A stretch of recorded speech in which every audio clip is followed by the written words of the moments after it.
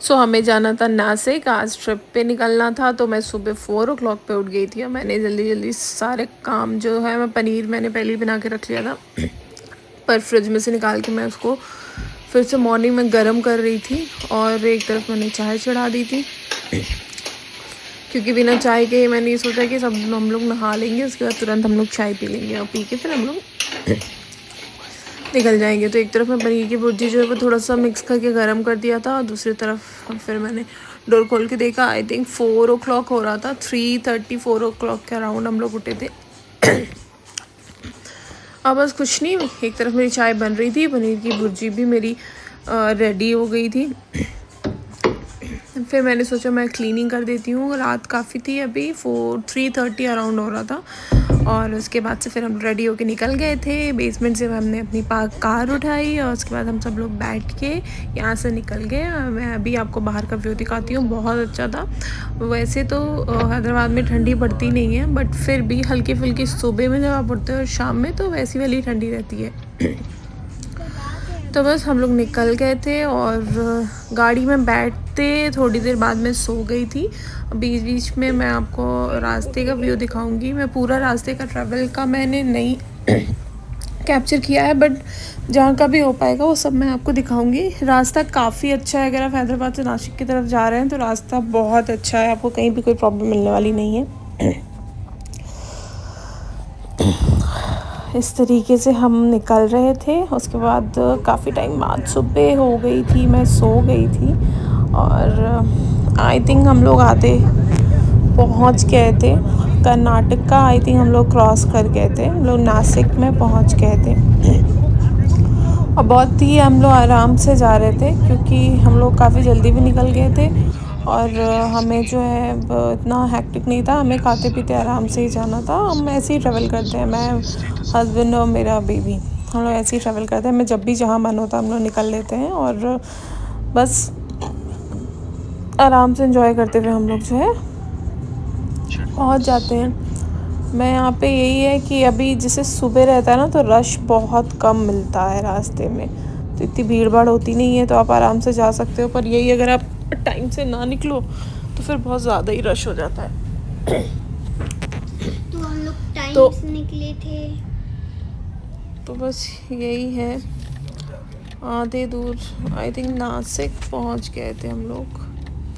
वहाँ का मैंने अभी इसमें 7 घंटे और दिखा रहा था, ऐसे टोटल हैदराबाद से वहाँ जाने में 12 घंटे लगते हैं आई गेस। 7 घंटे लग के बचे थे हमें वहाँ पहुँचने के लिए। 475 किलोमीटर और बचा था। 4:30 टाइमिंग दिखा रही थी। कहते हैं 6 बजे आप निकलो 3 बजे आप पहुँचोगे, ऐसा कुछ है हिसाब। तो फिर पहुँच गए थे हम लोग। धीरे धीरे सुबह भी होने लगी थी और अच्छे से हम लोग जा रहे थे एंजॉय करते हुए, बस यही है। और क्या, रोड पे फिर सोचा था कि कहीं रुकेंगे, फिर ये लगता है कि थोड़ा रुक जाएं तो फिर टाइम वेस्ट होता है। पर चाय वगैरह हमने खुद घर पे ही पी ली थी, बट फिर भी हमने सोचा कि हम कहीं रुकेंगे वॉश वगैरह के लिए। तो फिर आगे हम लोग नासिक में रुके थे, एक ढाबा था समाधान ढाबा, यहाँ पे हम लोग रुके थे। अच्छा ढाबा था, यहाँ पे प्ले एरिया भी बना था बच्चे का। हमने चाय वगैरह पी थी और अर्शु ने भी काफ़ी इन्जॉय किया था और हम लोग भी इन्जॉय कर रहे थे और चाय पी रहे थे वहाँ खड़े होके। फिर हमने बिस्किट्स वगैरह भी ली थी और क्योंकि खाना खाने का तो मन नहीं था बिकॉज हमने गाड़ी में ही खा लिया था। ये हमारी कार है इग्निस, एक्सयूवी है हमारे पास, पर वो मेरे पास रहती है लखनऊ। तो यहाँ पे हम लोग इग्निस से ही ट्रैवल करते हैं, ऑटोमेटिक है तो इसमें इजी रहता है कहीं भी जाना। और सबसे बड़ी चीज़ छोटी गाड़ी है तो आप कितने भी रश में आराम से निकल जाती है। बड़ी गाड़ी में ये थोड़ी प्रॉब्लम होती है। इसमें ऐसा है कि पार्किंग का भी कोई इशू नहीं होता है। फिर हम यहाँ ढाबे से निकल गए थे। यहाँ नासिक के जब आगे पहुँचते हो तो यहाँ पुलिस चेकिंग बहुत होती है। तो जब भी आप नासिक प्लान कर रहे हो जाने को तो आप अपनी गाड़ी के सारे पेपर्स वगैरह जो है वो प्रॉपरली लेके जाएं, क्योंकि 2-3 जगह रुक रुक के पुलिस चेकिंग होती है। उसके बाद फिर हम लोग और थोड़ा आगे आए तो हम यहाँ पंप पे रुके थे। पंप जो है ये अच्छा पंप था, एचपी का पंप था। हमने यहाँ पे तेल लिया था, फिर एयर वगैरह चेक कराए थे। बगल में ढाबा था, हम सब उतरे थे 2-3 जगह। और और ढाबे पे जाके हमने देखा कि क्या है, तो नासिक का वड़ा पाव बहुत फेमस है। इस ढाबे पे कुछ भी नहीं था, सच ये कंपनी का ही पंप था। और यहाँ पे पहले हमने सोचा कि हम अब पहुँच के ही खाएंगे, फिर मैंने कहा नहीं हम खाते हैं, हम ट्राई करते हैं, क्योंकि मुझे ऐसी चीज़ें बहुत पसंद है, छोटी छोटी हर जगह की चीज़ें ट्राई करना। तो हम लोग गए यहाँ से। ये ऐसा था, यहाँ पे आप अपना कुछ लाए हो तो भी आप बैठ के खा सकते हो, एंजॉय कर सकते हो। छोटी सी इनकी शॉप थी। हमने यहाँ बड़ा पाव, पोहा और वड़ा, ये सारी चीज़ें ट्राई की। फिर हम आगे बढ़ गए और रास्ते में बहुत सारे टोल है। मैं आपको बता दूँ, टोल जो है, टोटल टोल जो है आपका एक तरफ से 1300 का लगता है। और मतलब आना जाना लेके आपका 2400-2500 में आई थिंक टोल हो जाता है। तो अगर आप गाड़ी से प्लान कर रहे हैं तो आप इतना कर सकते हैं, टोल का तो इतना ही आप मान के चलो। फिर हम लोग यहाँ से निकल गए थे। सबसे अच्छी चीज़ ये थी कि रोड बहुत ही अच्छी थी। और ये हम लोग पहुँच चुके थे, नासिक पहुँच गए थे प्रॉपर। हम लोग अभी नासिक में ही थे। और दूसरी चीज़ ये है कि यहाँ से अभी जो हमारा त्र्यंबकेश्वर है वो अभी 30 किलोमीटर था। तो यहाँ से फिर अभी हमें 30 किलोमीटर और आगे हम लोगों को ट्रैवल करना था। तो बस फिर हम थोड़ी देर बाद ही 4 आवर्स के बाद हम पहुँच गए थे अपने डेस्टिनेशन पे। ये वहाँ का एक आश्रम है, गजानन भक्त निवास करके। बहुत ही अच्छा है, बहुत अच्छा है। और आराम से यहाँ पे अंदर इनका खुद का मंदिर भी है, लोग दूर दूर से आके दर्शन करने आते हैं। तो हमने पहले अपना लगेज वगैरह रखा, रूम अपना चेक इन किया। उसके बाद हम यहाँ, आरती हो रहा था, आरती के टाइम हम पहुँच गए थे फ्रेश वगैरह होके थे आरती देखने। उसके बाद से फिर हम थोड़ा वहाँ पे जो ग्रीनरी थी उसको एंजॉय कर रहे थे। बहुत अच्छा था ग्रीनरी वहाँ का, बहुत अच्छा बनाया है, मेंटेनेंस काफ़ी अच्छा है। पर आई मस्ट से खाना वहाँ का अच्छा नहीं है, अगर क्योंकि वहाँ अनियन लहसुन प्याज नहीं पड़ता। तो अगर आप खाते हैं तो फिर आपको बिल्कुल अच्छा नहीं लगेगा, पर जो नहीं खाते हैं उनके लिए वो खाना बहुत अच्छा लगेगा। तो ये वहाँ का कुछ व्यू था जो कि बहुत अच्छा लग रहा था। किनारे किनारे से चारों तरफ से माउंटेन्स से घिरा हुआ है ये आश्रम, और बहुत सुंदर आश्रम है। तो हम लोगों ने यहाँ पे एंजॉय किया। मैं आपको दिखाती हूँ थोड़ा बहुत जो भी मेरे से शूट हो पाया है कि आश्रम कैसा था। ये वहाँ का मंदिर था। मंदिर से जब आप बाहर निकलोगे तो वॉकिंग एरिया भी बनाया है। ये सारा कुछ बैठने का बनाया है, वॉक करने के लिए बनाया है। और बस ऐसे ही है। और आराम से फिर आप वहाँ वॉक करो, रूम में रेस्ट करो, सारी चीज़ें। रूम भी अच्छे हैं, बेसिक रूम्स हैं बहुत। मतलब अगर हाई फाई आप रूम ढूंढ रहे हो तो यहाँ वैसा नहीं है। पर मेरा मन था, बिकॉज हमने बुकिंग कहीं और कराई थी, एक होटल लिया था, पर मैंने यहाँ के बारे में बहुत सुना था, मेरा बहुत मन था यहाँ पे रुकने का और यहाँ का जो अलग एक अनुभव होता है उसको लेने का। इसलिए बाद में मैंने बोला तो हस्बैंड लेके गए वहाँ पे, कहे ठीक है चलो वहीं रुकते हैं। तो बहुत अच्छा एक्सपीरियंस था, क्योंकि सुबह सुबह आपको आरती, फिर शाम की आरती, वहाँ का एक आप सेवा भाव से अगर जाते हो तो आपको सेवा करने के लिए भी मिलता है। तो ये सारी चीज़ें थी। तो बस इसलिए मेरे कहने पे हम यहाँ रुके थे और काफ़ी अच्छा था। ये कुछ वहाँ का व्यू है जो मैं आपको दिखाती हूँ, आपके साथ शेयर करती हूँ। देखिए आप, पूरा ऐसे वॉकिंग ट्रैक्स बने हुए थे, जैसे खुद में एक बड़ी सी सोसाइटी। जैसे हम लोग होता है ना कि रिजॉर्ट बुक करते हैं जाने के लिए, एंजॉय करने के लिए, थोड़ा सा पीस ऑफ माइंड के लिए, तो यहाँ सब कुछ था। आप मॉर्निंग योगा करो, आप वॉक करो, आप मंदिर जाओ, दर्शन करो, आप लंच करो, डिनर करो, नाश्ता करो, और सुबह सुबह उठ के आराम से जो है अपने दर्शन के लिए जा सकते हैं। तो ऐसा कुछ था। सफाई तो बहुत थी, साफ़ सफाई बहुत थी। तो सारी चीज़ें हैं, आप यहाँ रुक सकते हो। प्रॉपर वहीं का है ये वीडियो, गजानन का ही। बहुत अच्छा था, मुझे तो अच्छा लगा।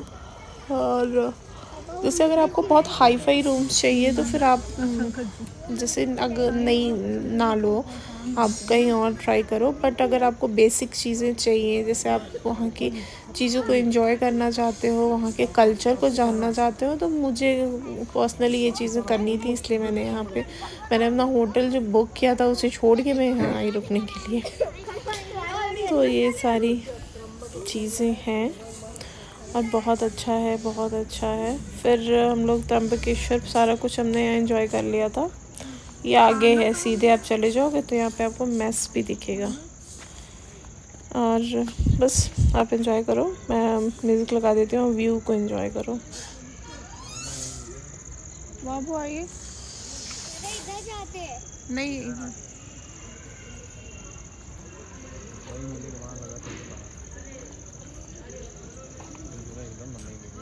मत खाना, हम लोग खा लेंगे। फिर बस रतिया में ना भूख लगेगी तो समझ आएगा आपको।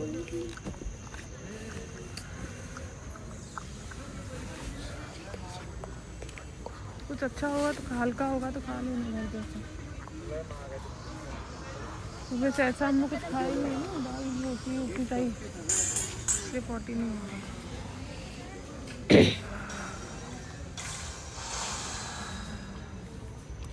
बस सुबह तैयार वैयार होके 4 o'clock पे हम लोग निकल गए थे मंदिर के लिए। और ये मंदिर पे VIP टिकट्स लगती हैं, 200 पर पर्सन पड़ता है। यहाँ पे काफ़ी कम, अभी गेट नहीं खुला था, हम लोग 5 o'clock पे ही पहुँच गए थे बिकॉज़ रश बहुत ज़्यादा हो जाता है। तो सबसे पहले जो था दर्शन करने की लाइन में मैं ही लगी थी, और उसके बाद गेट खुल गया था और हम लोग अपनी पूजा की जो टोकरी है उसको लेके दर्शन के लिए जा रहे थे। बहुत ही अच्छा एक्सपीरियंस है त्र्यंबकेश्वर का। आप मंदिर के अंदर पहुंचते ही आपको एक अलग सी ऊर्जा अनुभव होगी। हम लोग ऑलमोस्ट मंदिर तक पहुंच गए थे। और ये मंदिर के बाहर का व्यू है। ये है त्र्यंबकेश्वर मंदिर, जहाँ पे ब्रह्मा विष्णु महेश तीनों शिवलिंग के रूप में विराजमान है। और हमने यहाँ पे फ़ोटोज़ अंदर लेना अलाउड नहीं था, पर हमने बाहर आके थोड़ी बहुत फ़ोटोज़ खिंचवाई थी। और ये कहते हैं काले पत्थरों से बना है। मैंने चुपके से फ़ोटो ली थी, जो कि अंदर आपको जो दिख रहा है वही शिवलिंग है। ऊपर जो है यहाँ पे टीवी लगा हुआ है, इसमें भी आप देख सकते हो। और शिवलिंग जो गर्भगृह है वो बहुत गहरा है, तो उसके जस्ट ऊपर एक आईना भी लगाया है, मिरर, जिसमें आपको सीधे सीधे दर्शन होते हैं शिवलिंग के। और कहते हैं कि यहाँ पे आप जो कुछ भी मांगो सब कुछ पूरा होता है। हम लोग ने अपने लिए बहुत सारी चीज़ें मांगी। और क्या ये जो है फूलों, इनका जो टोकरी है 100 रुपये में तैयार करके दे देती है।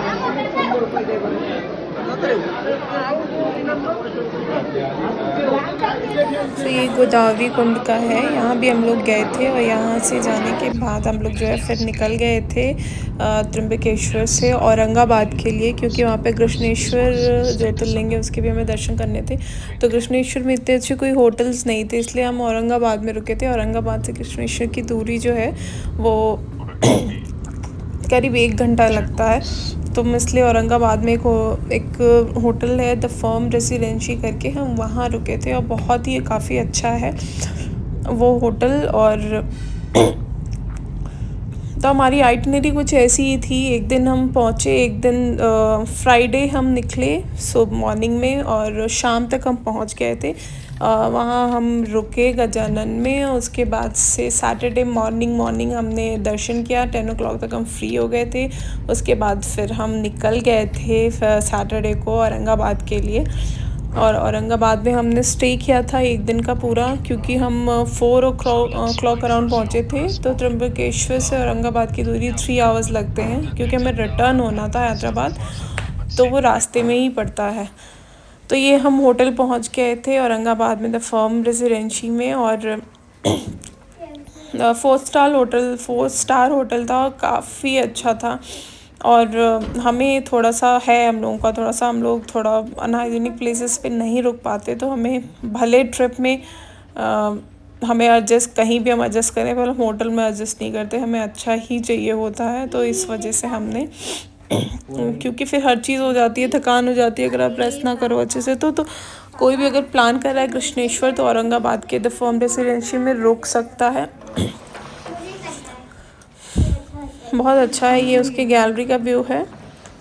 ऐसे गैलरी में ये सब कुछ लगा हुआ है, कॉफेटेरिया टाइप का है, यहाँ बैठ के आप एंजॉय कर सकते हो। ऐसे पतली सी गैलरी है। और सबसे बड़ी चीज़ क्लीनिंग बहुत है, ऐसा लगता है जैसे हम अपने ही घर पे हैं। और ये इनका बेसमेंट में जो है वो स्विमिंग पूल एरिया भी है। यहाँ पे ऐसे काम डाउन होने के लिए आपको बनाया, आप चाहो तो बैठ सकते हो, टी कॉफ़ी एंजॉय कर सकते हो। और ये हमारा रूम था, हमें जो 5th फ्लोर पे रूम मिला था।